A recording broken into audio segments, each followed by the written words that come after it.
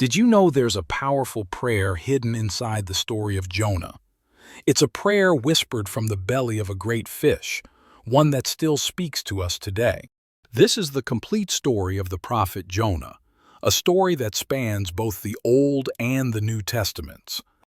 Jonah's story begins in Gath-Hepher, a quiet village nestled in the northern hills of Israel, a village of olive trees, vineyards, and peace. He was a prophet, trusted by his people, a man whose words once brought Israel victory and prosperity. But one day, the same God who had spoken comfort gave him a command that shook him to his core. Go to Nineveh, that great city, and cry out against it, for their wickedness has risen up before me. Nineveh, the heart of the Assyrian Empire, a place of wealth, power, and unimaginable cruelty. Its people bowed to idols, its streets stained with conquest. To Israel, Nineveh wasn't just distant, it was despised. And now God was asking Jonah to preach mercy to his enemies. Have you ever felt God ask you to do something that went against everything in you? Jonah did. So he ran. He headed west to the sea, found a ship bound for Tarshish, the farthest place from where God had called him. He paid the fare, stepped aboard, and tried to flee the presence of the Lord. But he'll soon find out no one can outrun God's commands. Soon the skies darkened. Winds howled. Waves rose higher than the ship's mast. The sailors cried out to their gods, throwing cargo overboard in panic. All the while, Jonah slept peacefully below deck. The captain shook him awake. "Get up! Pray to your God." Above deck, the crew cast lots, and the lot fell to Jonah. He confessed, "I am a Hebrew. I worship the Lord, the God of heaven, who made the sea and the dry land." He told them the truth, that he was running from God, and said, "Throw me into the sea, and it will become calm." The sailors, desperate to save themselves and Jonah, fought the storm with every ounce of strength they had. But the harder they rowed, the more furious the storm became, until it was clear this was no ordinary tempest. Realizing they were fighting against the power of God himself, the sailors cried out, "Please, Lord, do not let us perish for taking this man's life. Do not hold us guilty for shedding innocent blood. For you, O Lord, have done as you pleased." They then tossed Jonah overboard, and instantly the water grew calm. In awe, the sailors offered sacrifices to the God of Israel. Jonah sank beneath the waves, darkness pressing in on every side. Yet even there, God's plan was already waiting. The Lord prepared a great fish to swallow Jonah. Inside that fish, Jonah stayed for 3 days and 3 nights. Wrapped in consequence, yet covered by grace, Jonah finally prayed. Not for escape, but in thanksgiving. Jonah prayed, "In my distress I called to the Lord, and he answered me. From deep in the realm of the dead I called for help, and you listened to my cry. You hurled me into the depths, into the very heart of the seas, and the currents swirled about me. All your waves and breakers swept over me. I said, I have been banished from your sight, yet I will look again toward your holy temple. The engulfing waters threatened me.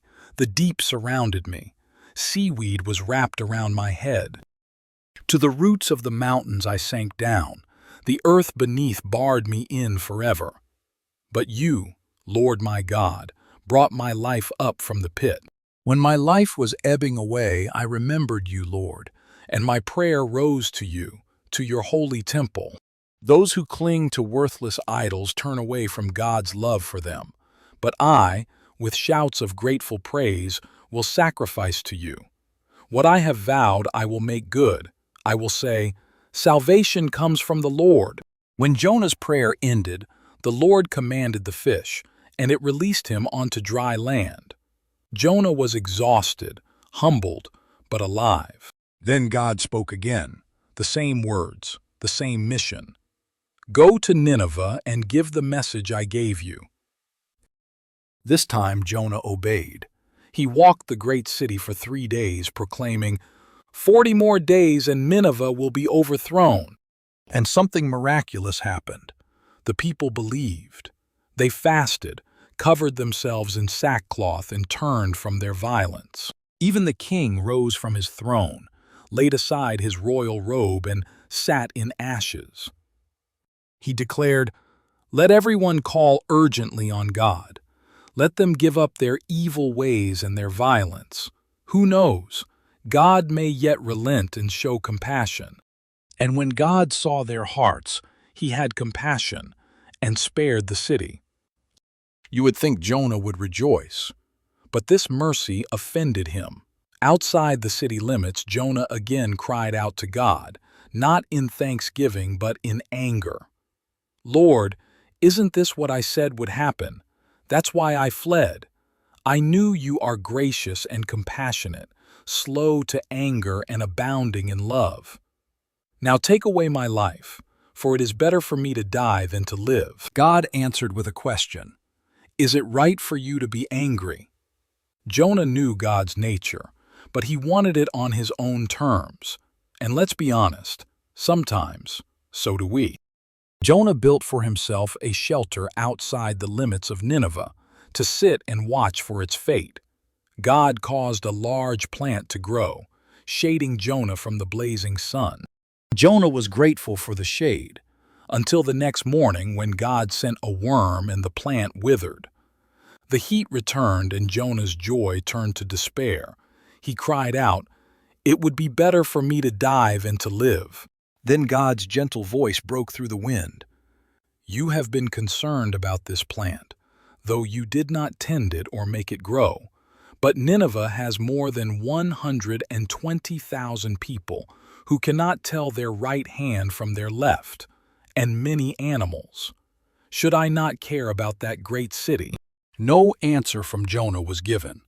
And maybe that's the point, because the story isn't about Jonah's answer, it's about ours. Have you ever struggled to understand God's mercy, especially when it's given to someone you think doesn't deserve it? That's the question God leaves hanging in the air. Years later, another prophet would speak to that same city, Nahum. By then, Nineveh had forgotten the mercy it once received. The people returned to violence, pride, and idols. Nahum declared, "The Lord is slow to anger but great in power. He will not leave the guilty unpunished."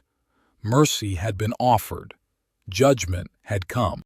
Jonah's story began with disobedience and ended with grace. Nahum's story began with grace and ended with justice. Together, they reveal a single truth. God's patience is great, but it's meant to lead us to true repentance that lasts. Centuries later, Jesus himself would reference Jonah, saying, "No sign will be given except the sign of Jonah." Just as Jonah spent 3 days in the belly of the fish, the Son of Man would spend 3 days in the heart of the earth and rise again with salvation for all. So, what does the story of Jonah teach us? That no distance, no disobedience, no depth is beyond God's reach. When Jonah hit rock bottom, he didn't find death, he found grace, and so can we. If this story reminded you that God still answers prayers from deep places, share it with someone who needs hope today, and subscribe for more stories straight from the Bible showcasing God's love, because even from the depths, God still hears. Thank you, and remember to take time today to thank the Father.